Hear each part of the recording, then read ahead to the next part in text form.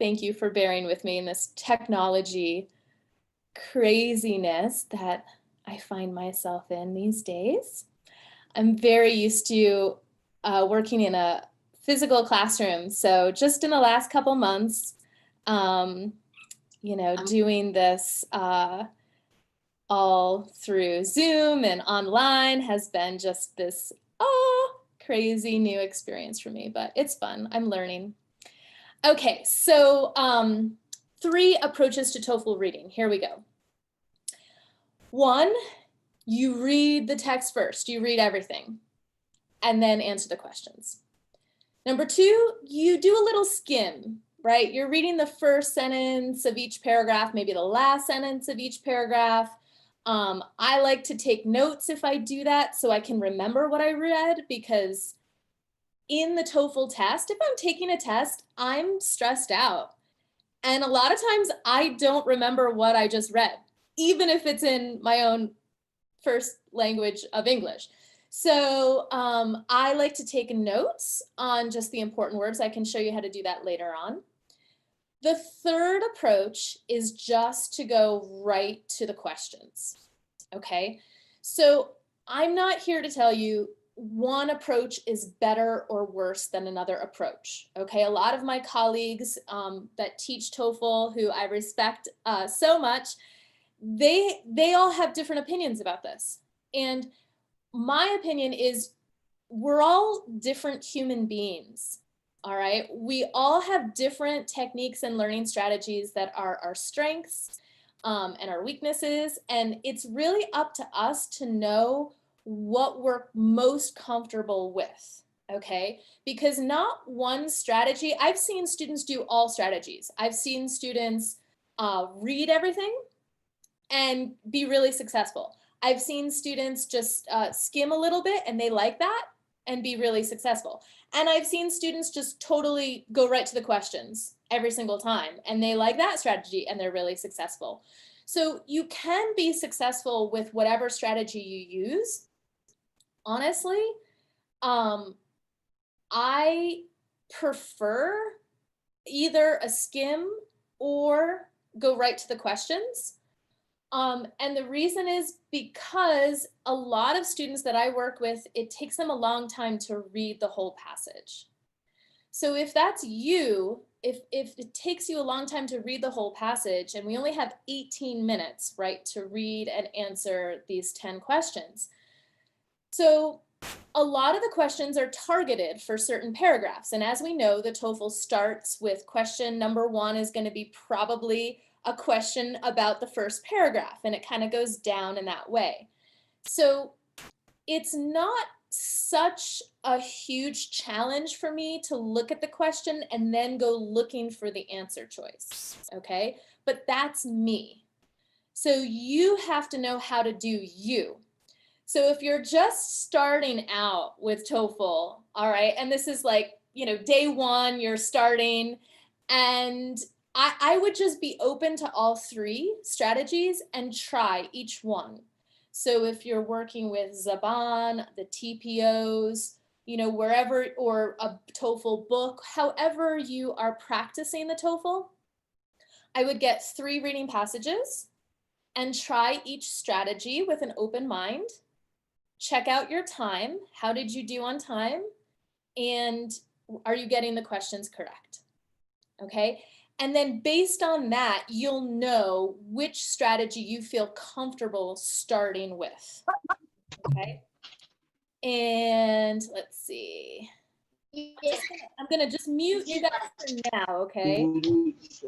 And I'll just ask you if you're coming in just to mute yourself for right now.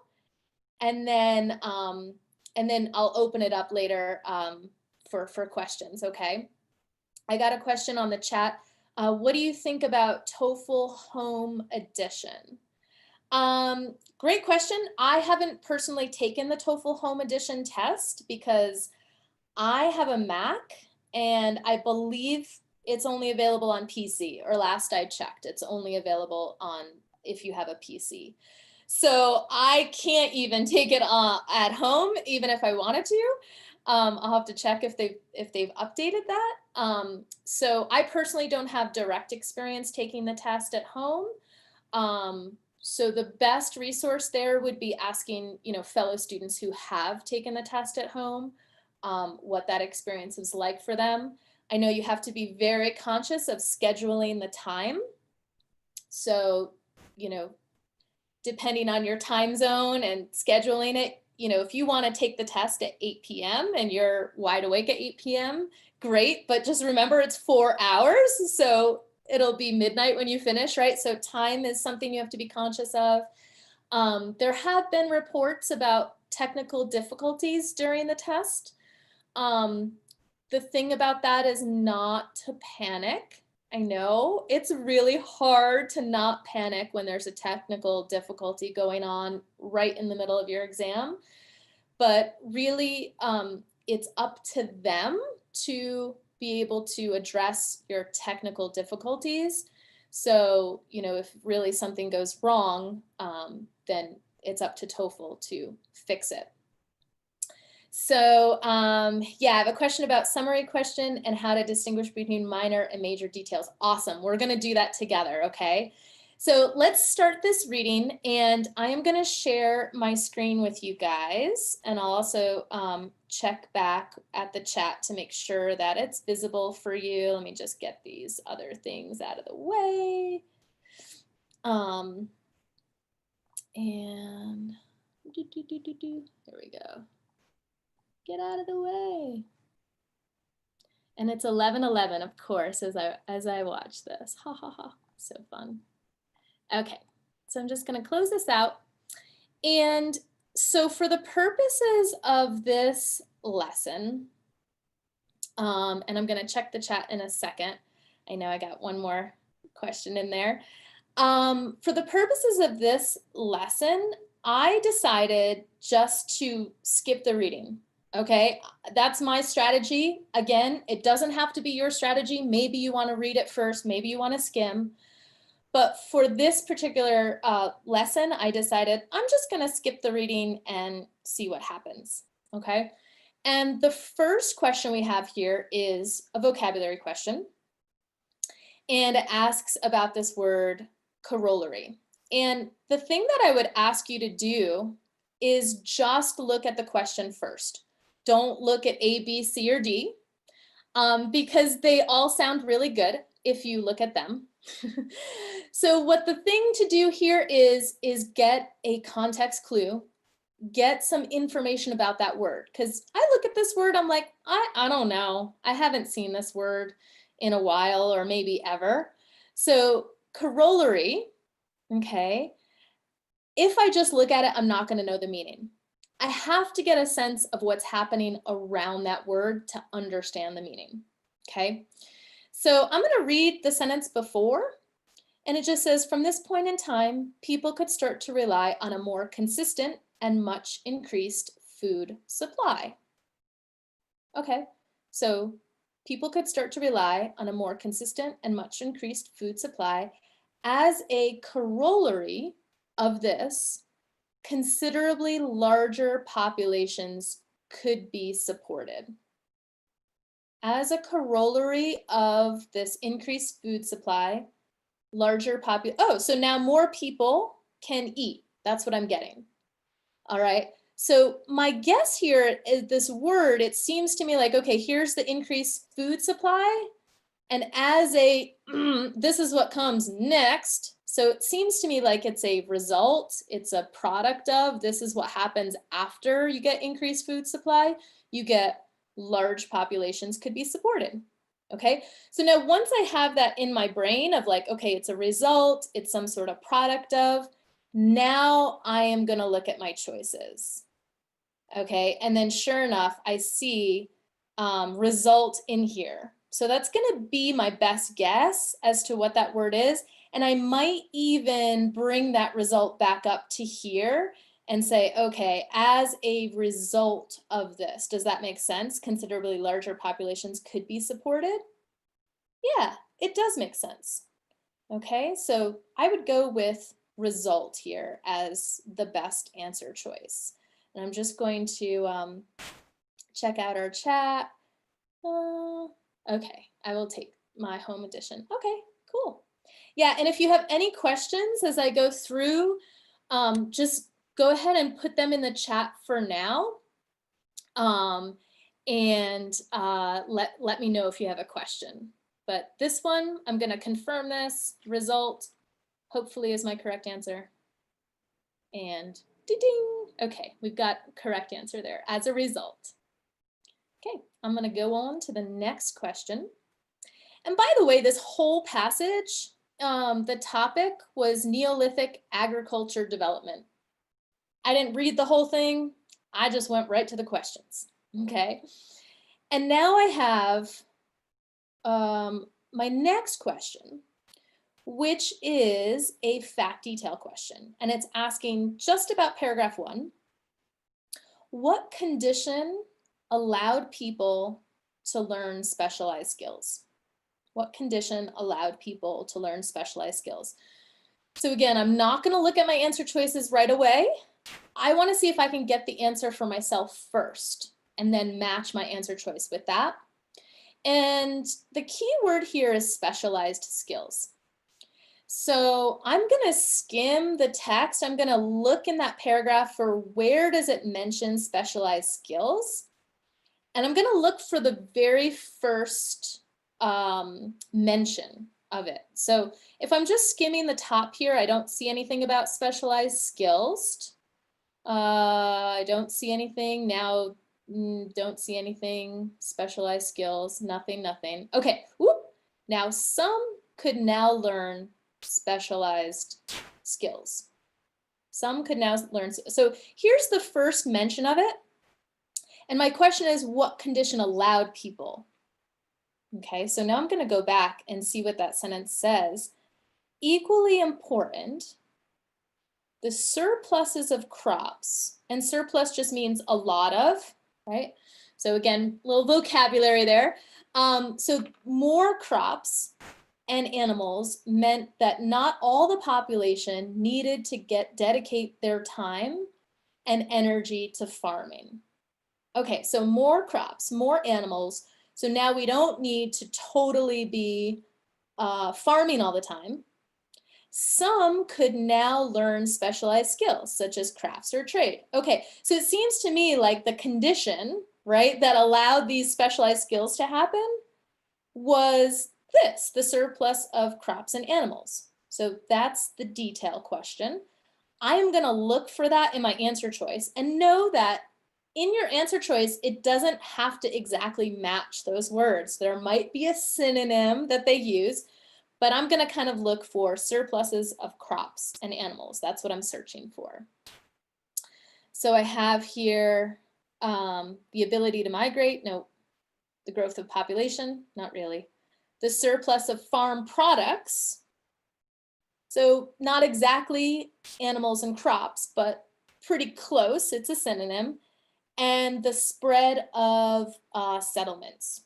So I'm going with this one, the surplus of farm products. That would be the best selection here for this one. Okay. I'm just checking in the chat. Everybody okay? Yes. Okay, cool. Good. So fact detail. I'm going to move on to the next question. And again, it's a fact detail.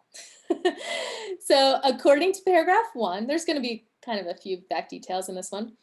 According to paragraph 1, why did people migrate before the Neolithic Revolution? Okay, so why did they migrate before the Neolithic Revolution? So again, same strategy. I'm going to see if I can find my answer first before I look at the choices. And I'm really kind of focused on this word migration and before the Neolithic Revolution. So I'm going to search for that in the text and look at this. The first thing says in the Neolithic period. But I'm searching for what happened before, or why did they migrate before the Neolithic period? So this is not giving me what I want right now, but okay, in the Neolithic period, We've got the commencement of agriculture. Okay. Then from this point of time and after, still doesn't answer my question, people could rely on a more consistent and increased food supply. As a result, okay, now we got larger populations, and now we've got, could be supported. People could settle in one place. Ooh, okay, here's this word, without the need to migrate in search of food supplies. Okay, so now I get like in the Neolithic period, and then after that, as a result, people could settle in one spot and they didn't need to migrate. They didn't need to move around in search of food. So why did people migrate before Neolithic Revolution? Well, they were migrating in search of food. Boom, right there. Okay, so I'm going to look for that in my answer choice and hope that it's there. So we've got searching for better climates. No. Improve trading skills. No mention of trading skills. Avoid enemies. No mention of that. To find food. There's our choice. Okay. Now, I want to bring up a little trap here, and I know this might be an easier one, but the trap here is, that you want to avoid in fact detail question, is anything that is not mentioned in the text, but it might sound true for you, or it might be true in real life. You know, maybe it is true that they were running away from enemies or running away from something, but if it's not mentioned in the text, it's not mentioned, right? So you have to eliminate it as a possible answer choice. So anything that's not mentioned is a trap. Anything that's a false statement, which could mean totally opposite of what the reading says, or just one word, or sometimes just one letter that throws the statement off. Okay, so I've literally seen, you know, a correct statement, except maybe it says just one thing, enemy, but the text said enemies with an S, right? Which would make it wrong. So you have to eliminate false statements, which can be tricky. You have to eliminate anything that is too extreme. Okay, so these words like most or always, never, these are really extreme or limiting words. Maybe it's only or all, right? So you have to watch out for those kinds of words because they can also be pointing you to a trap answer choice. Okay, so be careful for that. But this one, to find food, we got it. I think this is the correct answer. Let me just make sure. Yay. Okay, onward. Okay, so here's our paraphrase question. And there's a lot of probably pain that is associated with this particular question. And this just says the building of permanent settlements where skills could be developed brought about the conditions necessary for the first growth of towns. Okay, so I want to show you how I break this down. And I want to do it on a piece of paper. And if you want to do it at home too, you know, get out your pen, get out a piece of paper. This is what I actually do. Even if it's a really simple sentence, I still do the same thing. So I'm going to just bring up a little bit of a different screen here if I can. And just give me a moment. The first thing that you want to do in this is identify, okay, what is, and here's my paraphrase, what is the most important part of this sentence? What's my subject? What's my verb? What's my object? If those words don't resonate with you, don't worry. It's just thinking about what is the most important word or parts of the sentence. And I want to understand it for myself first. Notice I didn't look at A, B, C, D. Because really, if I look at them without understanding the sentence, they all look good. So now I'm going to, this is what I would do on a scrap piece of paper. I'm going to type it here so you can see. But I'm going to identify what's my subject. And I've got the building of permanent settlements. So I'm going to simplify that and just write down settlements. Okay, I don't know why that little squiggly line is there. So the settlements, okay, where skills could be developed. Okay, and I'm just going to put it like this. So skills developed in the settlements. Okay, now here's my verb, brought about the conditions necessary, which is just a fancy way of saying that settlements where the skills developed, right, resulted in. Okay, and in just an easy way for me to say resulted in, I like to put the equal sign for that. So you can develop your own note-taking, your own symbols. I use a lot of pictures and things like that. It just helps me write down things faster. But that's what I use for resulted in, the little equal sign. So these settlements where skills develop resulted in towns. Okay, and I'm just going to put first towns. Let's say first towns. Okay. Now, once I have that on my piece of paper, now I am ready. Okay, and you could do the whole thing in your head too, but again, it just depends on you. You might hold this in your mind, okay, settlements where skills developed resulted in the first towns. If I have it on my piece of paper, it just helps me a lot more. It's just better for me. So now I am ready to look at the choices and select the best sentence that would be a good paraphrase of this one. So I'm going to look at A. The conditions for the growth of the first towns were established in permanent settlements where skills developed. So they've shifted the order here, right? But if I just go back to my sentence, right, permanent settlements where skills developed resulted in the conditions for the growth of first towns. So that is a match in meaning. It has the same meaning, just in a different order. So this sounds really good to me, but I want to just make sure, I want to go through all the choices first. The first towns and the skills that were developed were also found in the earliest permanent settlements. Okay, so notice the thing of also found actually is wrong here, right? Because it was the permanent settlements, skills developed, resulted in towns.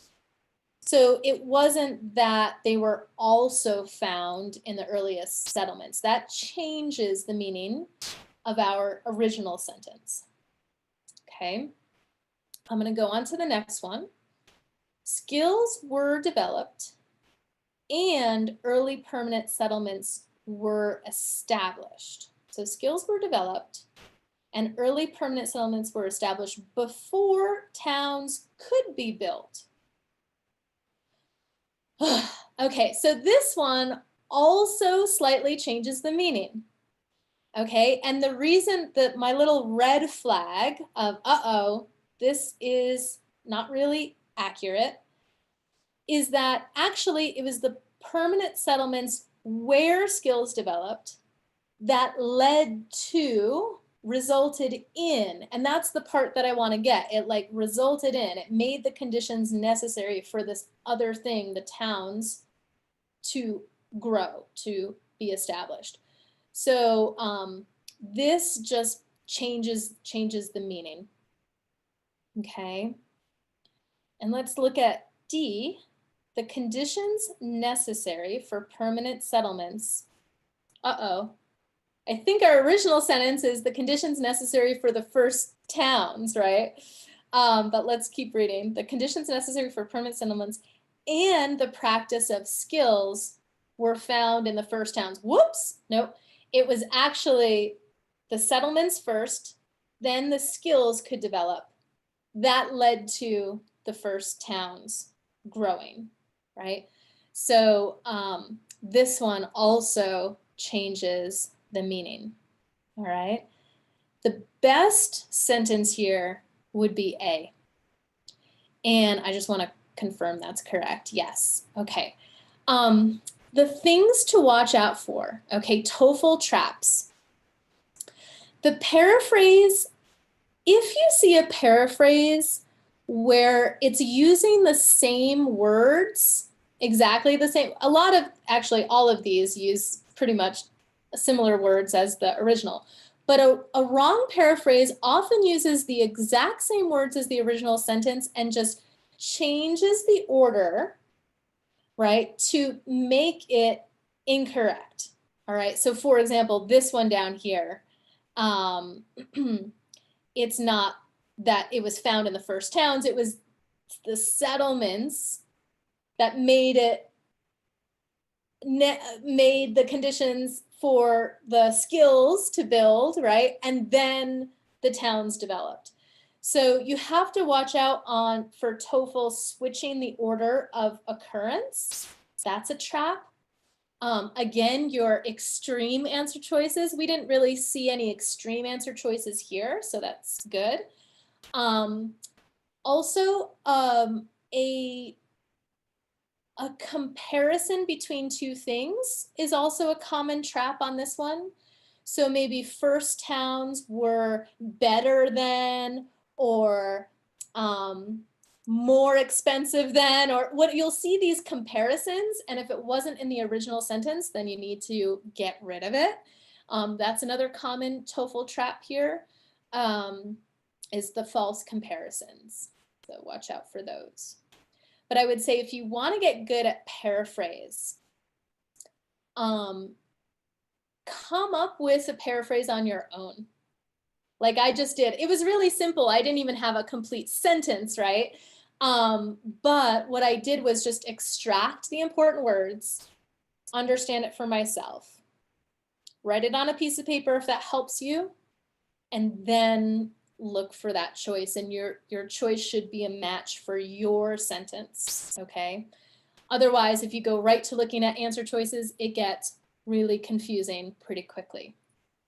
Okay, so let's go on to our next, and I just want to check in with our chat. No question? Okay. Guess you guys are saving questions to the end. We can always go back too if you have a question, like, can you go back to that paraphrase, Kirstyn? That's fine with me too. Okay, so we've got, it looks like another fact detail question here. And it's asking about sickles. So according to paragraph 2, sickles found in the Eastern Mediterranean are evidence that. Okay, so before I go to my answer choices, I'm gonna see if I can answer this question. And again, I'm gonna use my strategy of, okay, sickles, Eastern Mediterranean. If I look pretty quickly, I see the Eastern Mediterranean, but I don't see the sickles until, boom, right there. That's the first mention. Okay, so I'm gonna read this sentence and hopefully it gives me the answer of what these sickles are evidence for. Whatever the case, we know that at an early date, people living in the Eastern Mediterranean region who lived by hunting, fishing, and gathering began to make sickles with stone teeth set in bone handles. Okay, so here's a really important thing about TOEFL. Even if I don't know what a sickle is, I can still get this question right. I know it's something that these people made, and I know it's with stone and it has teeth, stone teeth. So it has like these maybe little ridges, if we can imagine those teeth, right? And it's also made of bone, so stone set in bone. Okay, so I'm guessing that a sickle is something that's gonna help me get food, since they just mentioned hunting, fishing, gathering. Those are all ways to get food. So this seems like a tool that you would get food with, right? Oh, and duh, next sentence. The next sentence will also provide you context clue. Such tools, like the sickle, right, were certainly used for reaping some grass, crop, whether cultivated or wild. So even if I don't know what reaping is, I get it, it's a tool. I get they're looking for food, and it has something to do with a grass crop. And it could be cultivated, which means grown, like in agriculture, like I purposefully plant it in the ground and it grows. Or maybe it's just growing in the wild. It's just found out there, right? So I think I'm ready to answer this question. Sickles found are evidence that, and it's got to be something to do with these are tools and they're used for getting some grass that I'm probably gonna eat, right? Since they just mentioned hunting, fishing, gathering. Okay, so now I'm ready. I'm gonna look at my choices here. And it says the makers of these sickles were skilled craftsmen. Do I have any idea if they were skilled craftsmen or not? Do I know if these sickles were really well made or not? There's no mention, right? There's no mention of this. This is a trap, the not mentioned trap. You want to get rid of it. I have no idea if they were skilled craftsmen or not. Wild grasses were eaten before domesticated grasses. So they're playing off these words. Domesticated is a synonym of cultivated, because I grow it myself as opposed to it just grows naturally. Again, I have no idea if they ate wild grasses before or after. Like, according to this, it just doesn't say. Now, in your common sense, outside knowledge, you might say, well, yeah, of course, they eat the wild grass first before they learn how to grow the grass. That makes sense. But actually, we have to stick to what the TOEFL text is saying, all right? You don't want to use any outside information or outside, just in a fact detail question, it's either there or it's not there. And we just don't know. And it also doesn't really fit with, okay, well, what are the sickles evidence of? You know, we can't determine this, okay? So we're gonna move on. The sickles were useful for fishing and hunting. Ugh! Okay, TOEFL trap. This is what I like to call a false combination. So it takes some words from the previous sentence. Oh, hunting, fishing. Maybe these tools were used for hunting and fishing because you've already seen that and read that, right? But the tools were used for this grass, the grass crop, getting grass. So this is wrong. That's a trap. The best choice here, grasses were cut down for food consumption. And these tools, like sickle, such tools, were used for some grass crop. And the crop means of, you know, food. You can have wheat or oats or corn. Corn is a crop, right? They're just foods. So food consumption. So yeah, they use the sickle to get the grass so they could eat it. And that's the choice we want to go with there. So we're going to confirm that's right. Yay. Okay, moving on. Oh my gosh, another fact detail question. Okay, I hope you guys need practice with fact detail because this one is loaded with fact detail today. Okay, according to paragraph number 4, why did early Neolithic people build irrigation ditches? My same strategy. I'm gonna look for those irrigation ditches. I'm gonna look for the first mention in the paragraph and see if I can answer the question myself. So I'm looking, I don't see anything about irrigation ditches right away. Hopefully you find it faster than me. Okay, here it is, irrigation, canals, and ditches. So there's my first mention of it. It doesn't mention anything about ditches, irrigation ditches before this. So why did early Neolithic people build these things? Well, the area available for cultivation was expanded when they learned to draw off the river into man-made irrigation canals and ditches. And these ditches, notice this little comma here. Punctuation helps you a lot. And this question is a little tricky. And this little punctuation, that the comma here says, okay, well, what do these ditches do? They're watering and fertilizing larger and larger areas of land. Okay, but let me go back. The area available for cultivation, which just means the area available that I can grow food, right? Where I can grow food, expanded when these irrigation canals and ditches were built. So why did they build these ditches? Well, to expand their area that they got to grow food on, right? To expand this area of land for growing. That's really key. I'm gonna go down to A, to increase the growing areas. That sounds pretty good. Okay, I'm gonna select this for now, but I also wanna look at my other choices. Okay, notice B, to enlarge the fertilized areas. Woo, now this is very tricky. It's a TOEFL trap. Okay, and I just want to look at my other ones to produce crop surpluses. We didn't really get anything about crop surpluses here in this area, right? It's not mentioned. So I'm going to eliminate this trap. To water the early canals, again, no mention of early canals. So you probably on this one eliminate C and D right away. And then you might be thinking, uh-oh, well, what about B?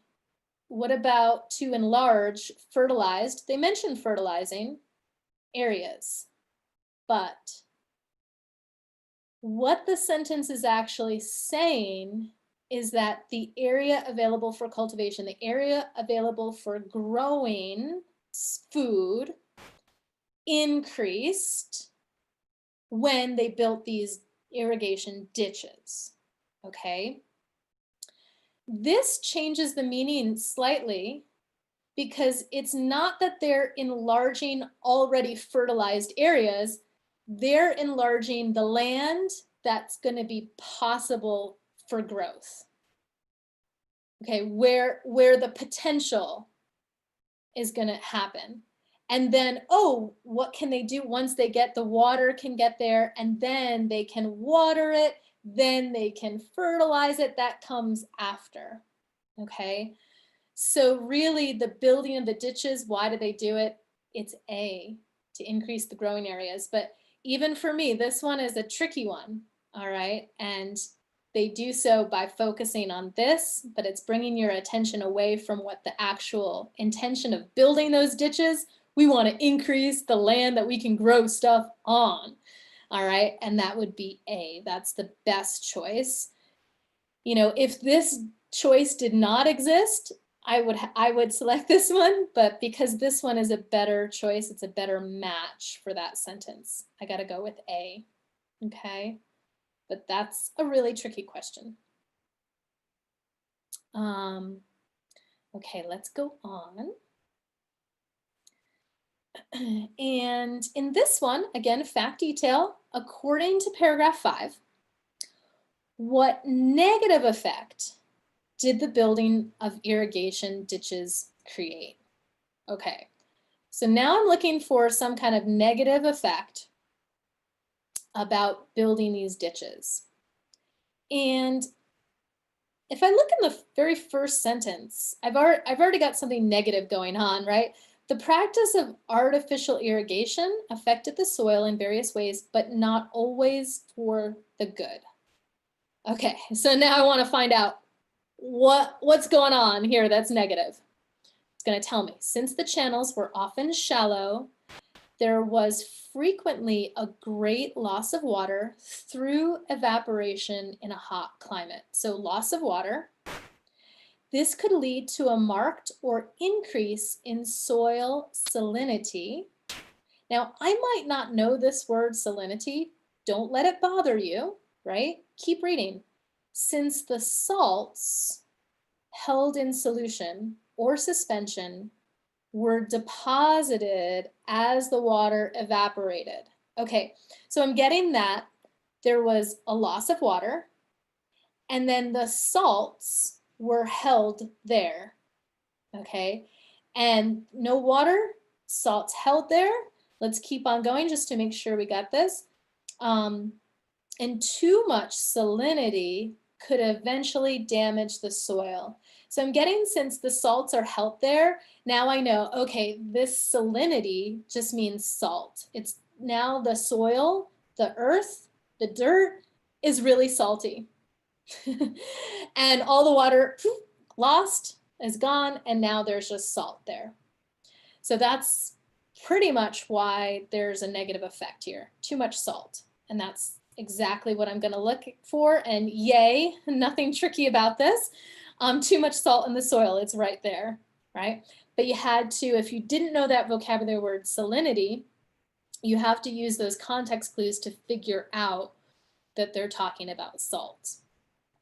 No mention of a worsening climate, no mention of destruction of settlements, no mention of too much experimentation. It's really, that one is the best choice. Okay. We're getting there, guys. Question 8. And this one, yay, one of my favorites. I know it's your favorite too. An inference question. So when you see this word infer, imply, what does the author suggest? This is different from a fact detail question, okay? The thing that you're doing in an inference is you're making a logical conclusion based on the information in the text, based on what's already there, okay?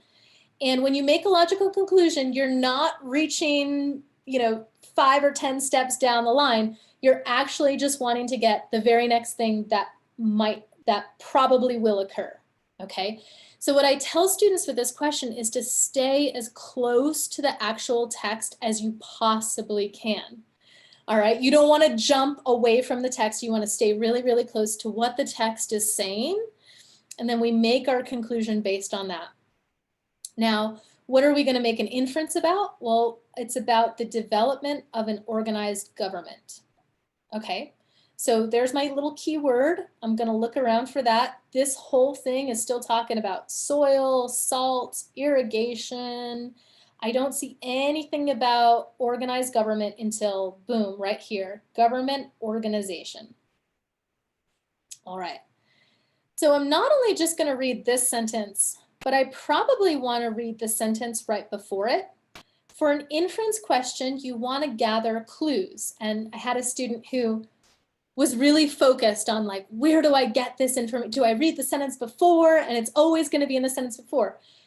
It's not always going to be in the sentence before, okay? So you have to be flexible when you're looking for your clues. Again, like I always liken it to a detective. You're a detective, you're hunting for clues. The clue might be in the sentence before. If I had a sentence after this, it might be in the sentence after this. It might be, a really good clue might be the very first sentence, the whole paragraph, okay? In this particular paragraph, it's talking, the first sentence talks about the artificial net irrigation not being that good. So it doesn't really have, it doesn't provide me a clue about the government, okay? So I'm gonna go and look for my clue at the sentence before. I don't have a sentence after, so I'm gonna focus my attention right in here. All right, and it says beyond this, I don't know what this is, so I'd have to go back to the first sentence to see what that's referring to. It's a range of conditions that favored both human experiment and agricultural development. beyond this, okay, so they're just kind of adding on to this idea of agriculture development. Settled agriculture led to the development of property rights and hence, therefore, to a legal framework and mechanisms to enforce laws. Okay, so settled agriculture, because I settled in one spot, I have my farm, led to development of property rights and legal framework. This in turn, okay, another result and a result and a result, this in turn led to a more extensive and hierarchical government organization and hence to the development of large, stable communities. Okay, so again, just based on this, I'm thinking, well, what can we infer about the development of an organized government? Again, stick close to your text. I'm seeing it has to do something with property rights and some way, they're looking for some way to enforce laws. Because now if I own property, there's got to be some law that says, yes, I own this. And if anybody comes into my property or whatever, there's some kind of law about that. So that's what I'm getting from the text about how government formed, how government developed, okay? That's my inference. And I'm going to look for that. And hopefully it's there, right? Stable communities function best with a hierarchical government. Hear this word best. That's pretty extreme. And I have no evidence to support it up here. There's no evidence to support that. I'd get rid of it. This word best, extreme. Human experiment is most often practiced if government enforces laws. Notice what TOEFL's doing here. They're really using a lot of the same words we saw. We saw this word human experiment, but that came in the right sentence before. Notice this word most. This is another extreme word to be careful of. Here it's not too extreme because we have most often practice if government enforces laws, but this is not really true according to the text. It's basically like we have agriculture and now we have people owning property and therefore they need something to enforce the laws. And then therefore this government, an organized government develops, right? So this word human experiment is most often practiced is not a good inference here. It's kind of off, right? It's off this question, off this topic. An organized government is necessary to extend artificial irrigation. Well, that's not what they're talking about here. I mean, they did talk about that in the first part of the paragraph. They talked about artificial irrigation. But as far as the government goes, we're just talking about the government enforcing laws, right? It's not really anything about the irrigation right here. So government is necessary to extend artificial irrigation. There's no evidence here in the text that says that. But look at D. The need to enforce property laws required government organization. The need to enforce these property rights, enforce laws, resulted in, boom, next step, government organization. So this is our best inference. And again, the way you go about this inference question, first, you want to look for as many clues as you can, right? That has to do with the question, stay close to the text. And then as you're looking through each one, eliminate the one that is not mentioned, that is a false statement, that there's no evidence, right? A lot of this is like, well, there's no evidence that supports that. And again, we had some pretty strong extreme word choices with best, and that's always a good red flag to watch out for to eliminate that choice. Okay, so we went ahead and answered the inference. Okay. Ooh, where would the sentence best fit? Okay, so let me enlarge this just a little bit more so we can see. So we have A, we have B right here, we have C, and we have D. And what this question is asking for is, okay, we have this sentence, and where would it logically fit in this paragraph? Where is the best placement going to be? So there's a couple of tips I have for this question. And the first thing that you want to do is read the sentence. Okay, so we're going to get some clues as to where the sentence goes just by reading it. In much of the Middle East region, the earth was mainly watered not by rain, but by natural irrigation.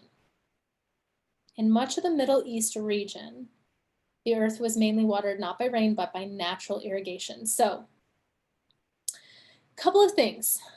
I don't have any it or he or she or any sort of they, there. I don't have a referent here. So it's not indicated that there's a sentence coming right before that refers to something. But I can kind of guess as to what might happen next after this sentence. Probably it's going to be talking about something about natural irrigation. And here's the thing about this too, and you might not always get the sense, okay? But you can kind of see if the sentence sounds a little more general and bigger picture, or if it sounds really, really specific. So, you know, something really, really specific might have specific dates, specific words, specific terminology, or maybe it's like, for example, okay, I know probably right before this is some introduction to an example that's coming, right? But here I don't really get anything super, super specific. In fact, the Middle East region is pretty big, right? So it seems pretty big, and therefore I'll kind of put it in the general category for now. And that what that means is it might come in the beginning of a paragraph, or it might come at the conclusion, like to wrap things up at the end. But again, I've got my natural irrigation, so probably something after this with having to do with natural irrigation might happen. So you want to kind of read your sentence, get a clue as to what's going on in the sentence and where you feel like it might go. Now, if I look at A, it could go here because I have in much of the Middle East region, look what happens right after that, in Egypt and Mesopotamia. So those are places in the Middle East that are more specific. So it moves from general, more specific. So that could be it. And let's just see if they're talking about natural irrigation. The periodic floods of great rivers such as the Nile and the Tigris-Euphrates not only supplied water to the fields, but also brought down fresh soil in the form of muddy settlements. So they do talk about great rivers, and then the floods, right? Periodic floods. So this could be an example of natural irrigation. But again, you know, I'm not really sure right now. It might be A. Look what happens in B. And again, you want to think of B as being the sentence, boop, goes right there in between. And look what I see right here, this sediment. If I see a this or an it or a he, her, she, right? These are all reference that are connected to the sentence that comes right before. So I have to be really careful, okay? What I call this is a happy marriage, all right? Because this sentence with this sediment is married to the sentence that comes right before, because this sediment refers to, boom, right here, muddy sediments. So this sediment, that's a happy marriage. Those two sentences are connected in that way. And I probably do not want to interrupt that flow. I do not want to break up those two sentences. I don't want to break up a happy marriage, okay? So I'm probably not going to place it here. Now, does that mean if you always 100% see a this, that you're never going to put a sentence in here? No. I'm just saying 90% of the time you won't, okay? You might have an instance in here that's talking about sediment, but we're not talking about sediment. So I don't want to break up this relationship, okay? And notice after C, this regular flooding. Well, that also refers to the sentence right before, the floodplains, right? Such as rivers, restoring the fruitfulness of the land. So this regular flooding and sediment deposit, boom, that's still talking about this sediment here. It's talking about the water, the flooding. Again, this is a happy marriage. I don't want to break it up. Okay, so this question can be really time consuming, but a kind of quick way to eliminate choices. And again, you have to be wise, because if this is talking about sediment, then it could go there, but it's not. So I don't want to break up this happy marriage. I don't want to break up this happy marriage. I eliminate these choices immediately. I move on to looking at D. And this one, well, I've got fertility of soil, crop surpluses were therefore available to allow an increase in population and a growth in trade and skills development. In much of the Middle East region, the earth was mainly watered not by rain, but by natural irrigation. It doesn't seem to be a logical coherence here, because they're already very specifically talking about the flooding already. And this seems too general for that, right? Notice what happens next. The area available for cultivation was expanded when people learned to draw off the river into man-made. So now they're switching from the natural irrigation, which was all up here, and now it switches to the man-made, right? So probably I don't want to place this really general sentence about natural irrigation after they already talked about all the examples of natural irrigation, right? And also it just makes a lot more sense in much of the Middle East region if I put that right here in A, because now there's an example both in Egypt and Mesopotamia, right? That's an example of these places in the Middle East. So A is going to be my final choice right there. And I'm going to confirm that. Again, use those reference. Sometimes the referent might be in the sentence, and therefore you're looking for, oh, what sentence before does this referent refer to? This, it, they, those, right? In here, we didn't have that, but we used our reference in another way. We used it to eliminate those trap answer choices, because we know those are happy marriages. Those sentences are connected. Okay. Now, you guys asked me about this one at the beginning. So here's our main idea question. And I want to just focus on this sentence first.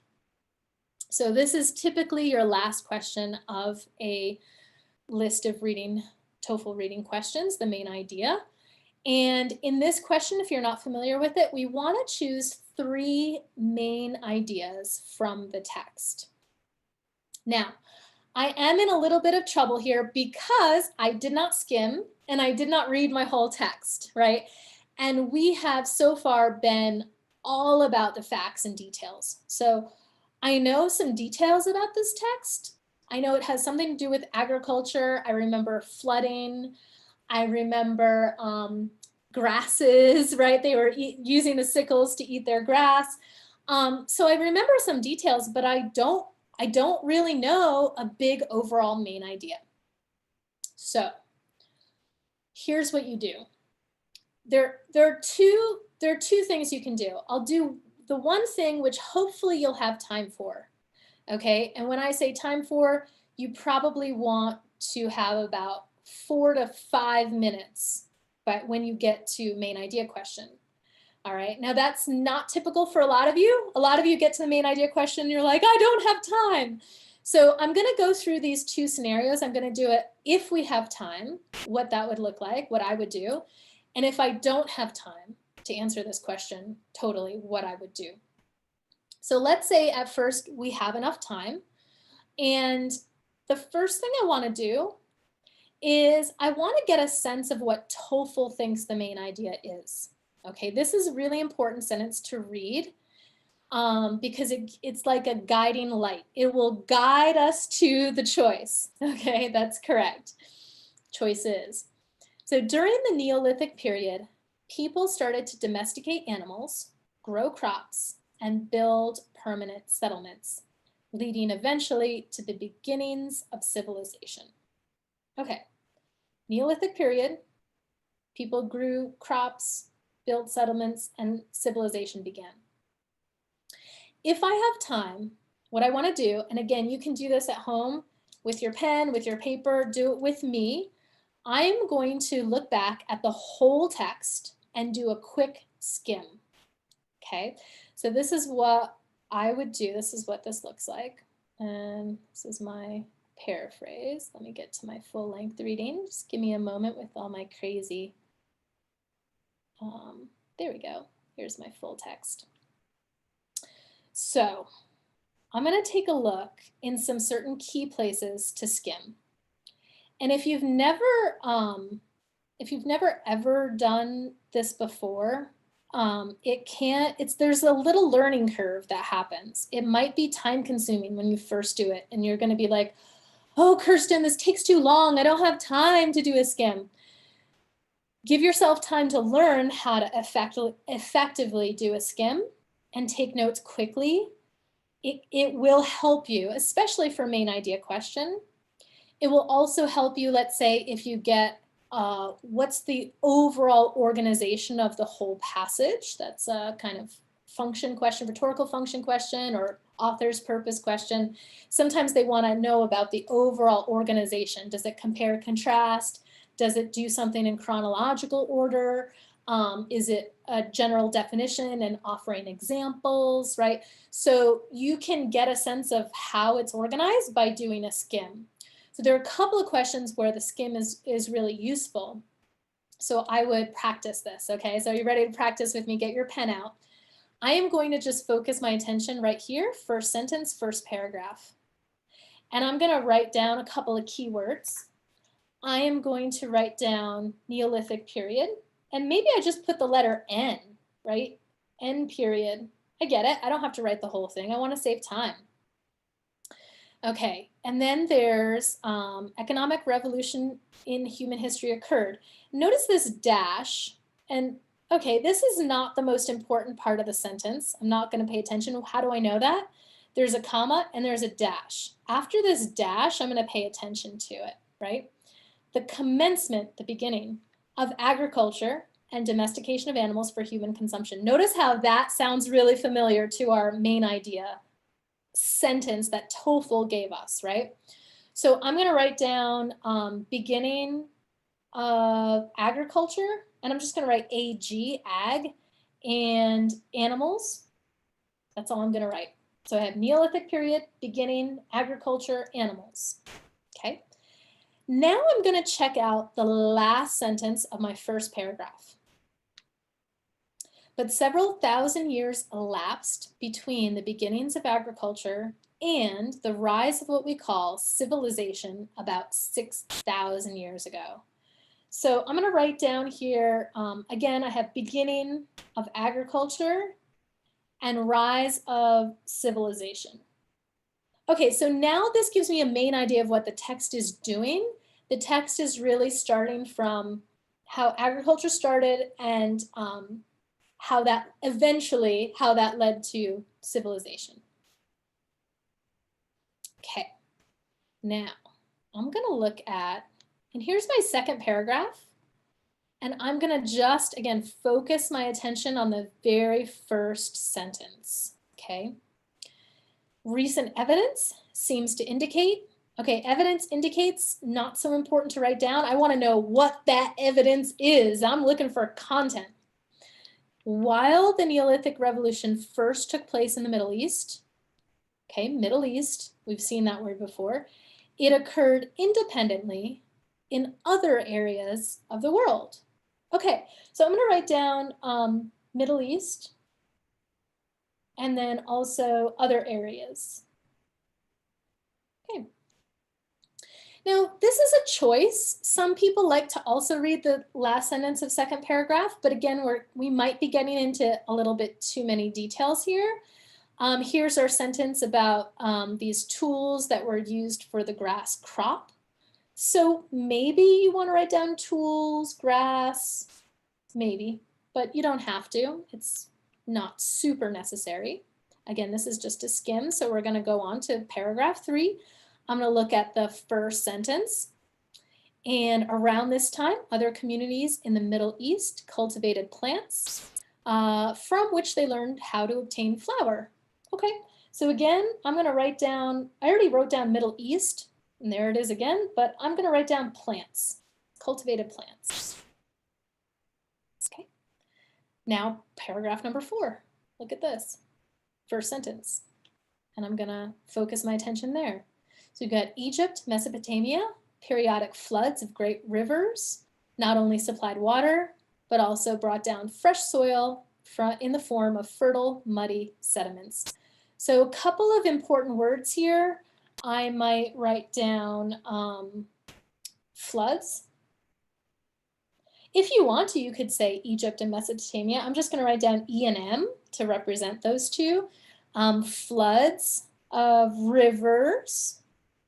And I might write down, you know, fertile, all the water making the land muddy and fertile. Okay. And now I'm going to go to my last paragraph, and I'm just going to focus on the first sentence here.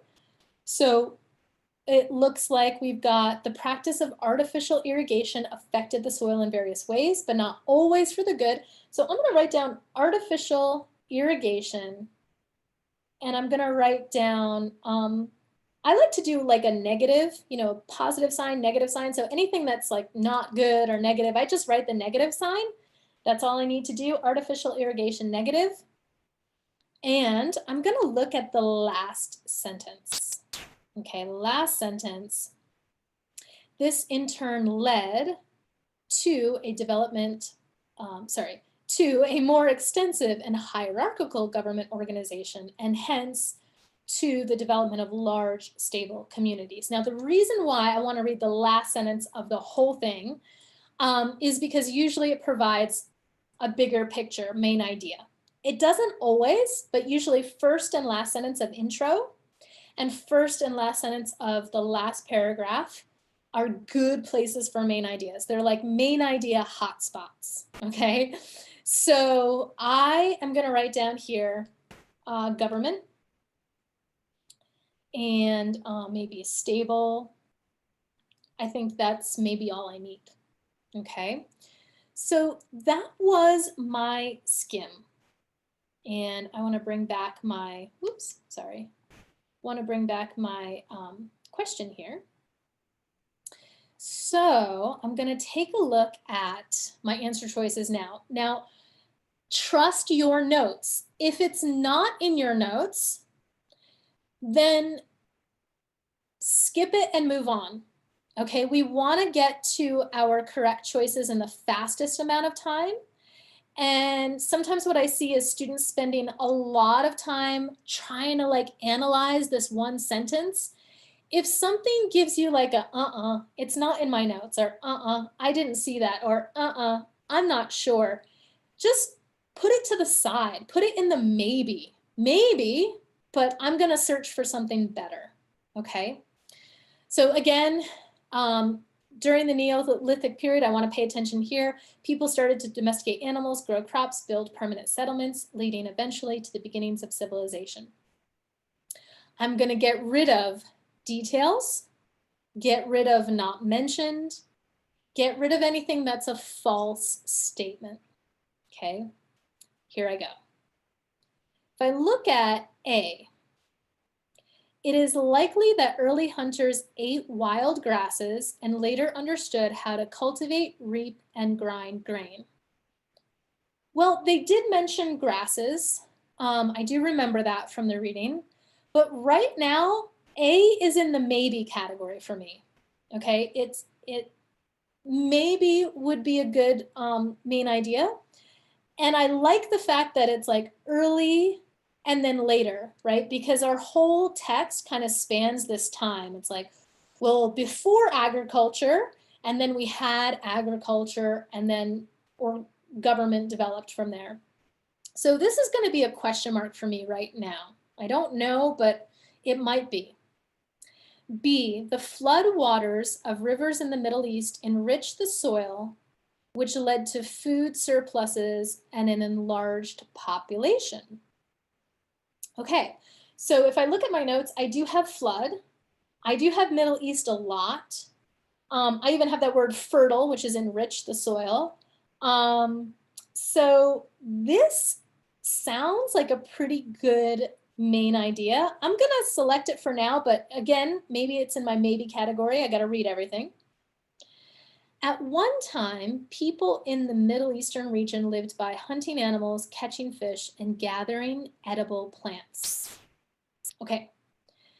My immediate thing to this one is And the reason why is at one time. And they're talking about hunting, catching, and gathering plants, which they did mention. I remember that in one of our detail questions. But notice how, first of all, Eastern Mediterranean, pretty specific there, okay? So I'm not sure about that. And at one time, and look at our thing, we're actually looking for a bigger idea here. It's like, okay, they once were hunting, but then agriculture, there's a lot of emphasis on agriculture and irrigation and getting the food to grow agriculturally first and then leading to government. So this one only talks about at one time in the past, they lived by hunting animals, catching fish, and gathering edible plants. So I am suspicious about this one. I think it's a trap. I think it's not as a big idea, a main idea. I'm gonna go on to D. We know that early people learned how to cultivate grasses since they developed a simple type of grinding mill. Was a grinding mill mentioned? Maybe, but do I have it in my notes?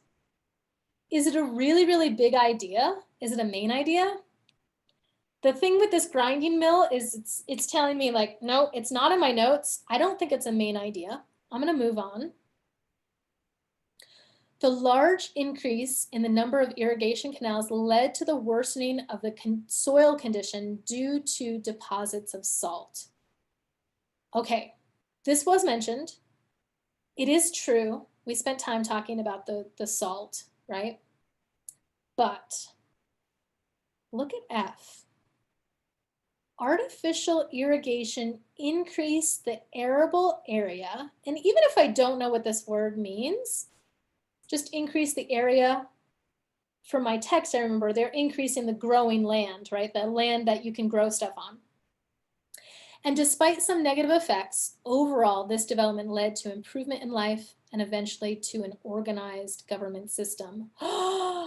Okay, this is like making me excited because they mention irrigation, which I have in my notes. They even mentioned the negative effects, which I also have in my notes. But the last sentence had to do with organized government system, and it's a big scope, right? It's a wide range. It starts with artificial irrigation, but it also has this development, which is exactly what our text is about. It's about how they developed into stable communities, organized government systems, right? So this one is really great. And the reason why I'm selecting it right away is because in that last paragraph, those two ideas are mentioned. They're in my notes. I love it. Okay, so now to get this question right, it's worth 2 points. I got to get 3 correct main idea choices. And if I go back, this one was a maybe for us, right? And a nice strategy to play with here is notice how, and we actually did it right here.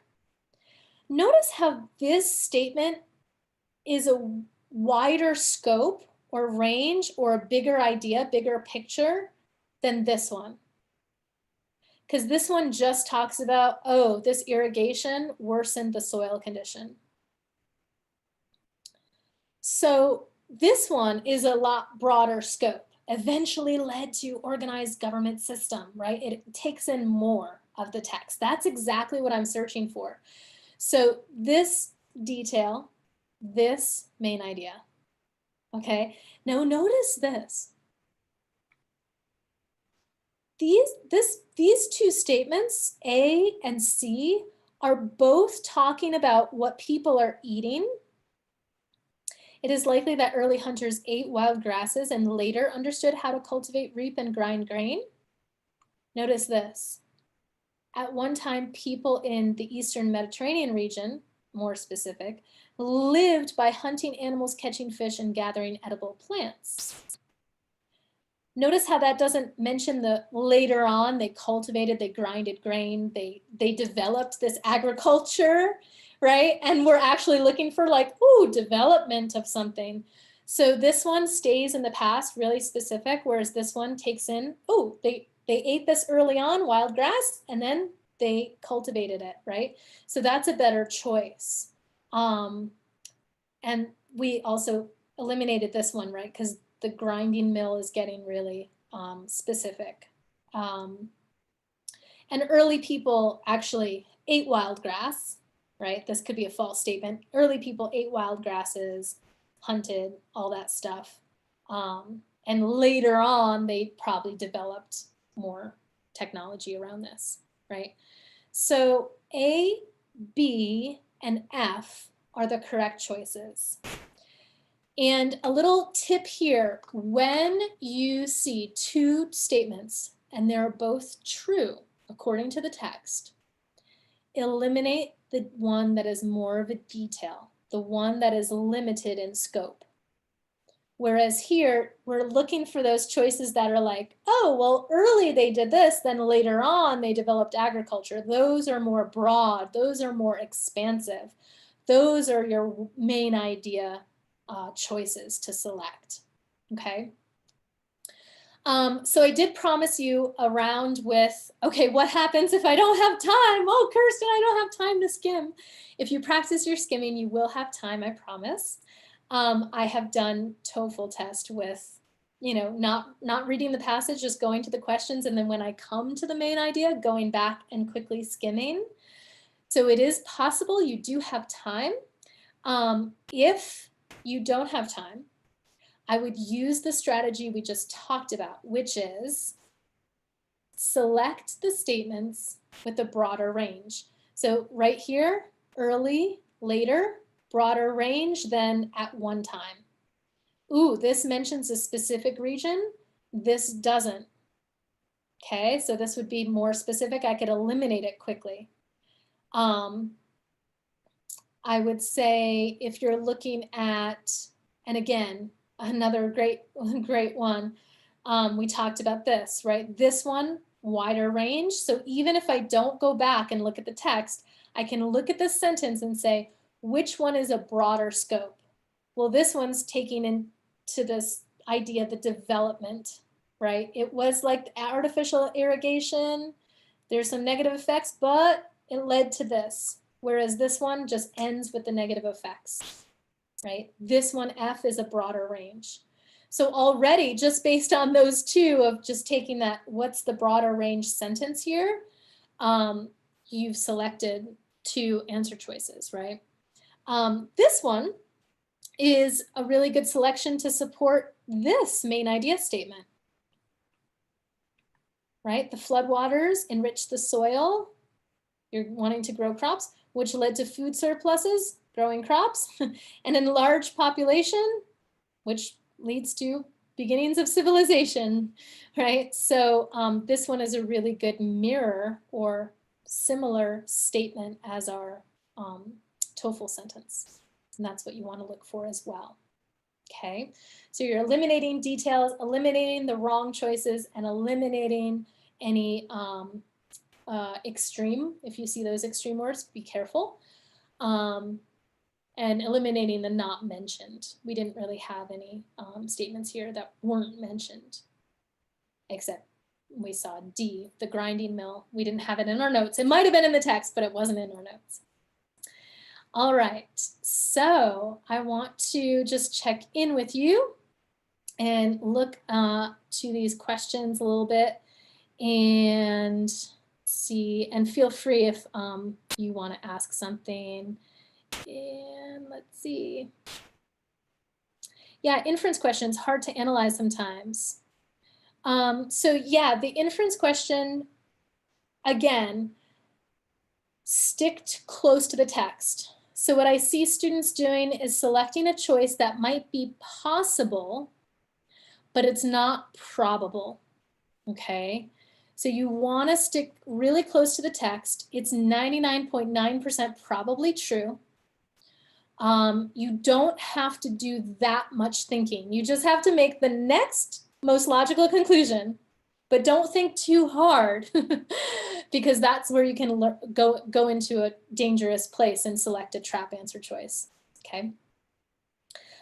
This reading passage is from the Cambridge preparation book. It's an orange and blue cover. So it just says Cambridge preparation for the TOEFL IBT.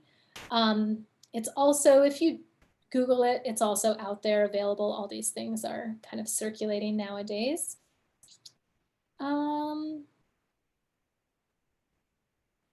Okay. So,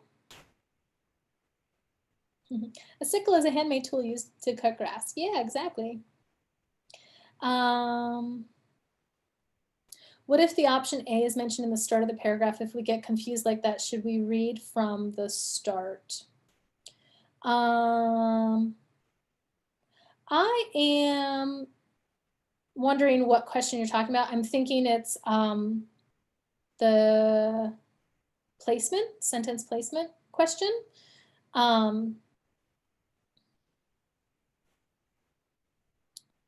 But if it isn't, just let me know and you can re-ask that question. How can we apply these strategies in a limited exam time? Each question should take a maximum 1 minute and 30 seconds. You are absolutely correct.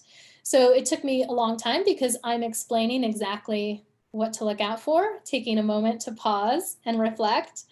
So of course, you're not going to do that on the real test. You are just going to select your choice and move on. So what I would recommend is if you want to get faster at time, you need to time yourself, right? And you need to, first of all, be aware of what the question's asking, and you need to be aware of traps. So I have a reading class coming up this Monday, and we're going to focus a lot on the traps. Once you know all the TOEFL traps, your ability to see them and eliminate them gets fast, really fast, because they use the same traps over and over again for almost every question type. So once you know how to spot these traps, you're like, nope, nope, nope. Okay, it's between this and this. Can I infer? What else? What other information do I need? Okay, it's there, boom, right? So I would recommend if you want more practice with this, you want to get fast at this, go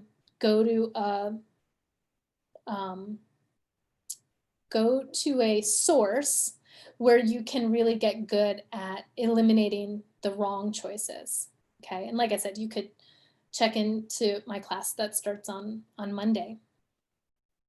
How can we apply these strategies? Okay, I already answered that. What is this app that you are using?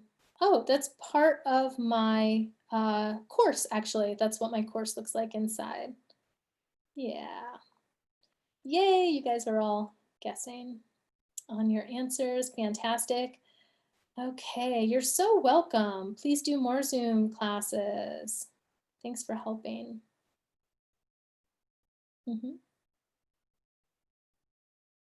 Yeah, we didn't talk about negative detail questions. Just in this particular reading that I chose kind of randomly yesterday to do, there weren't any. But if you want more practice, come take my class. And there's all, negative detail questions can take time. They can take a lot of time. So what you have to do there is be aware of because we're looking for the thing that's not there. So you're probably going to look for, okay, yes, it's there. Okay, yes, it's there. Okay, yes, it's there. Again, that idea of skimming, and letting your eyes become aware of these words, that's going to help you to answer that question faster. Be aware that TOEFL loves to use synonyms. So you might see this word in the answer choice and you're like, oh, is that there? But in the TOEFL text, they use a synonym. So it might not be an exact match, but it's going to be a synonym. The reading course that starts on Monday, what will it focus on? So it's going to focus on taking each question type, vocabulary, paraphrase, every single question type. There are 10 of them. And we go through each one, strategy. We learn how to answer it in a quicker amount of time. And we're going to learn the traps. Okay, so this course really focuses on like how to identify the wrong answer choice to eliminate it fast and zone in, hone in on the correct choice. So and then once you learn a question type, let's say you learn vocabulary, then there's going to be practice questions that follow. And the videos are really already there. I'm going to be there too, live with you every single week. And there's a schedule every single week. So by the time you complete this course, you'll have all the reading questions, all the strategies, all the tips, all the practice. And it's designed to be completed in 4 weeks. Okay, so you'll have all that information, and the videos are available for you forever. So you can always go back and refresh. And the lives that I do each week, you'll be able to attend those also. Okay. Can we talk about comprehension? I actually just finished a course on reading comprehension. It finished a couple weeks ago.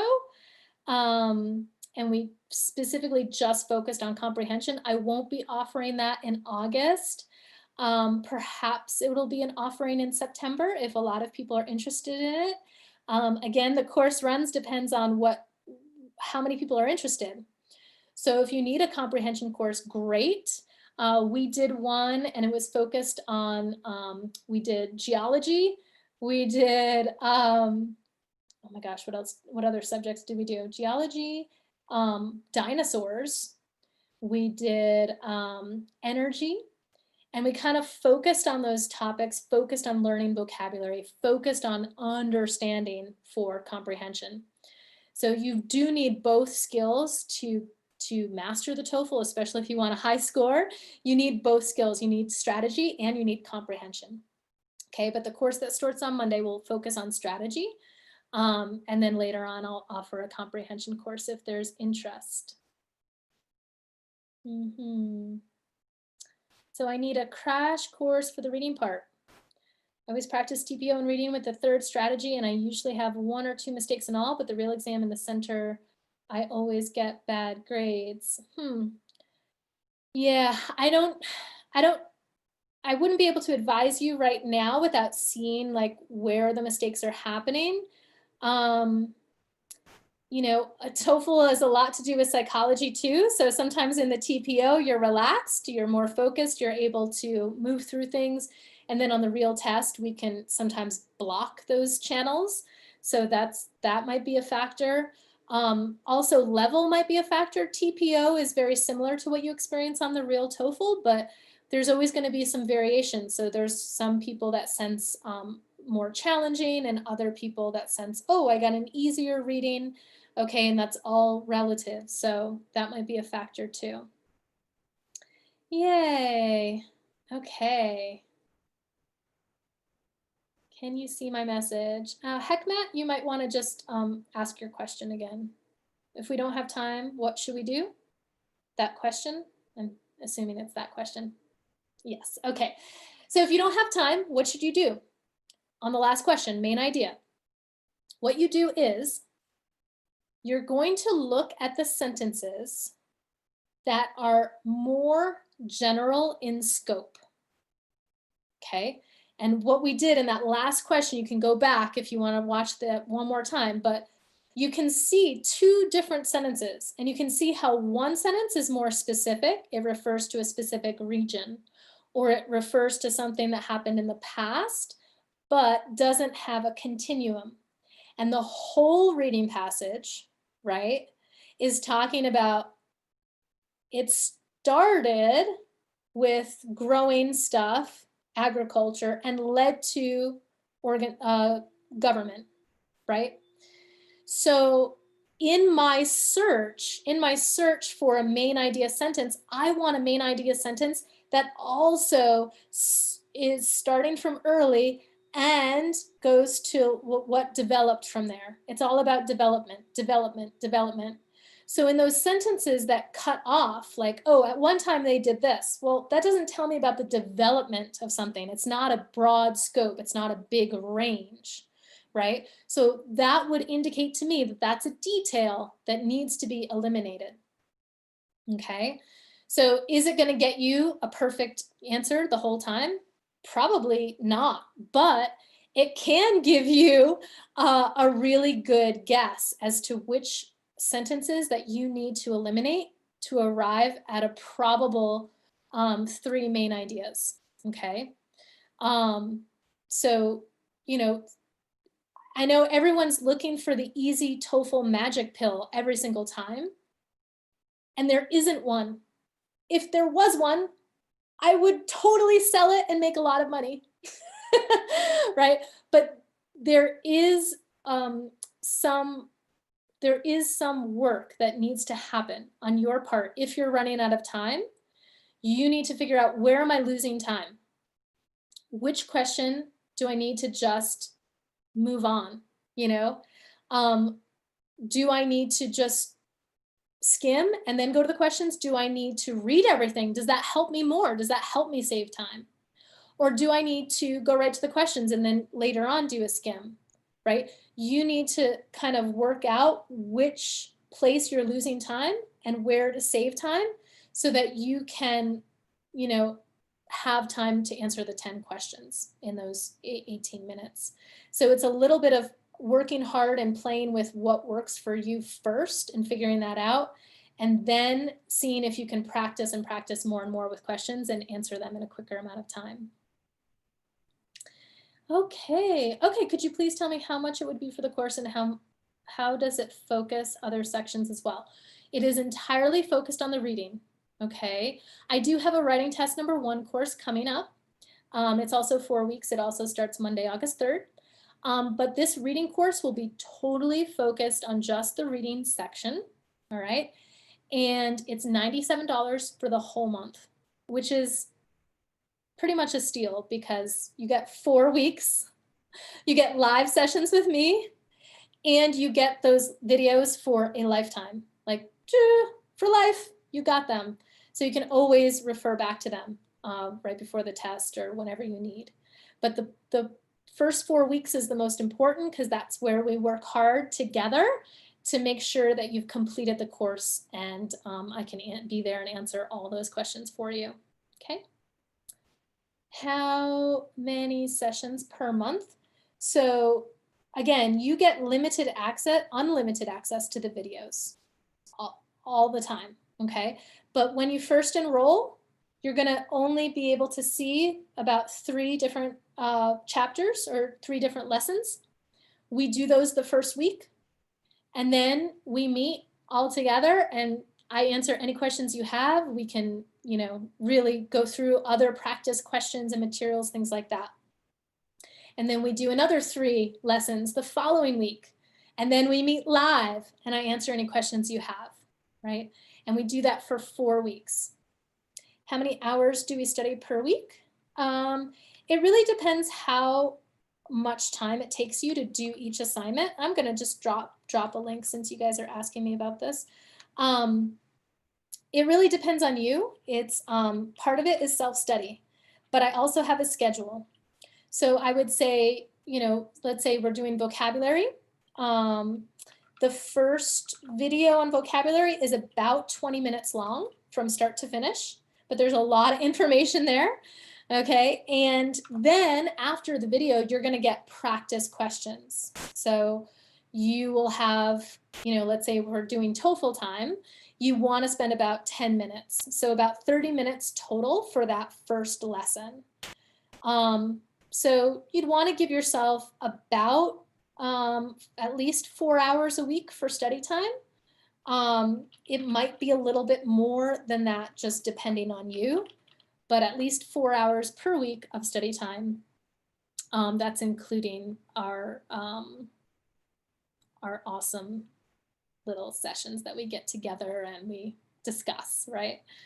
So let me just drop the link if you're interested. And again, you know, the easiest way to find out new information or about any courses that are coming up would be just subscribe to TOEFLland.com, and you'll be the first to hear of anything as that happens. And I'm going to go ahead and drop this in our chat so you will have it.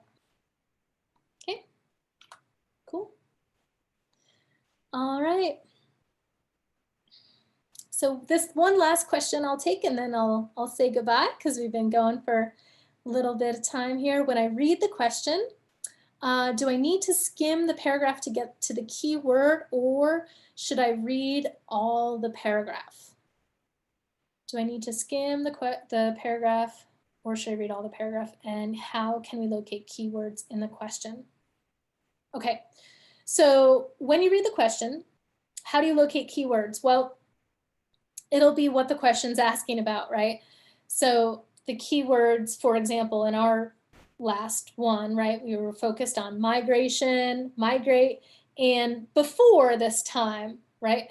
So when I'm searching in that paragraph, I'm searching for those key places. And again, TOEFL might use synonyms in the question. So it might not be an exact match of migrate, but you want to try to find that word migrate or the synonym of migrate. And you're looking for, what did they do before this time, right? So it's really the content words of the question. Those are your key words. And then you would go and search for those keywords, the first mention in the paragraph. Sometimes there might be two mentions. So you'd have to read both the first mention and the second mention just to make sure that you've got all the information that you need. Yeah. So you are welcome. Thank you so much for being here. I really appreciate you guys. And like I said, the link for the reading course is right in the chat. So feel free to copy paste that if you're interested in joining me on Monday. I probably won't be offering it again at this price. I'm offering it at a really low price right now because it's the very first launch. So it's the very first launch. So I'm really looking for students to provide feedback and to have it be very, very interactive so I can know how to make it even better and better and better. And so you guys have been awesome. And like I said, Monday it starts, $97 is like a steal. So I will do more lives like this if you are interested, and I'll be streaming it on my YouTube channel as well. Okay, I will say goodbye to all of you. Thank you so much for being here. Have a wonderful, wonderful rest of your day. Many, many blessings.